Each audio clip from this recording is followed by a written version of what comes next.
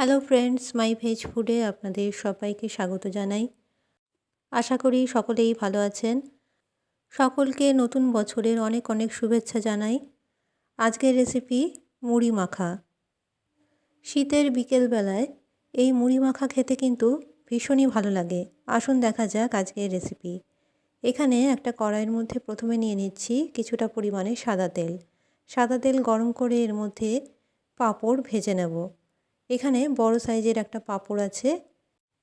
পাঁপড় ভেজে নিতে হবে। তার আগে বলে রাখি, আমার চ্যানেলে সব রেসিপি সম্পূর্ণ নিরামিষ, পেঁয়াজ রসুন ছাড়া তৈরি করা হয়। রেসিপিগুলো দেখে ভালো লাগলে অবশ্যই চ্যানেলটি সাবস্ক্রাইব করে পাশে থাকা বেল আইকনটি প্রেস করে রাখবেন। অল নোটিফিকেশন অন করে রাখবেন, তাহলে যখনই কোনো রেসিপি আপলোড করব আপনারা সেটা সঙ্গে সঙ্গে দেখতে পাবেন। এখানে নিয়ে নিয়েছি মুড়ি। মুড়ির মধ্যে নিয়ে নিলাম সেদ্ধ করা আলু। এখানে দুটো মিডিয়াম সাইজের সেদ্ধ করা আলু আছে। আর নিয়ে নিলাম একটা মিডিয়াম সাইজের মূলো। হালকা ভাপিয়ে নিয়ে এটা গ্রেটারের সাহায্যে কুড়িয়ে নিয়েছি, সেটাই এর মধ্যে দিয়ে দিলাম। এতে কিন্তু মুড়ির মাখার স্বাদ খুব ভালো হয়। আর নিয়ে নিয়েছি দুটো মিডিয়াম সাইজের গাজর। গাজর গ্রেট করে এর মধ্যে দিয়ে দিয়েছি। কিছুটা পরিমাণে কাঁচা লঙ্কা কুচনো দিলাম। আর দিয়ে দিচ্ছি বেশ কিছুটা সর্ষের তেল। এখানে 2 টেবিল স্পুন সর্ষের তেল ব্যবহার করেছি। এবার খুব ভালো মতো মুড়ির সাথে সমস্ত উপকরণ মিশিয়ে নিতে হবে বা মাখিয়ে নিতে হবে। আশা করি সকলেই মুড়ি খেতে পছন্দ করেন।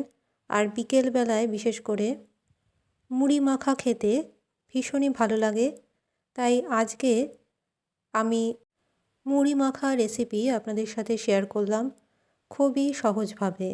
যারা নিরামিষভাবে খেতে পছন্দ করেন, আজকের রেসিপি কিন্তু তাদের জন্য। মুড়ি মাখা খুব ভালো মতো হয়ে গেছে। এর মধ্যে দিয়ে দিচ্ছি আগে থেকে ভেজে রাখা পাঁপড়। পাঁপড়গুলো একটু টুকরো করে হাত দিয়ে ভেঙে দিচ্ছি। ঠিক এই রকমভাবে ছোটো টুকরো করে হাত দিয়ে ভেঙে দিলাম। দেখবেন এতে কিন্তু খুব ভালো লাগে খেতে। আমার চ্যানেলে নতুন বন্ধু হয়ে থাকলে চ্যানেলটি সাবস্ক্রাইব করে রাখবার অনুরোধ রইল। আর পুরনো বন্ধুদের জানাই আমার পাশে থাকার জন্য অসংখ্য অসংখ্য ধন্যবাদ। খুব ভালো মতো মেখে নিয়েছি। এবার এর মধ্যে ওপর থেকে ছড়িয়ে দিচ্ছি কিছুটা পরিমাণে ধনেপাতা কুচি। ধনেপাতা কুচি দিয়ে সব শেষে এর ওপর থেকে দিয়ে দিলাম কিছুটা পরিমাণে চানাচুর। চানাচুর দিয়ে খুব ভালো মতো এবার মেখে নিতে হবে। এখানে লবণ দিতে হবে না, কারণ চানাচুরের মধ্যে যথেষ্ট লবণ থাকে। তৈরি হয়ে গেল দারুণ স্বাদের মুড়ি মাখা। শুধুমাত্র চাই 1 কাপ চা। চায়ের সাথে এই মুড়ি মাখা খেতে অপূর্ব স্বাদের হয়। একবার এইভাবে খেয়ে দেখবেন। আজকের রেসিপি কেমন লাগলো অবশ্যই কমেন্টে জানাবেন। ভালো লাগলে একটা লাইক করতে ভুলবেন না। আর রেসিপিটি শেয়ার করবেন অবশ্যই। আমার ফেসবুক পেজ মাই ভেজ ফুড ফলো করবেন। আজকের মতো আমার রেসিপি তাহলে এখানেই শেষ করলাম।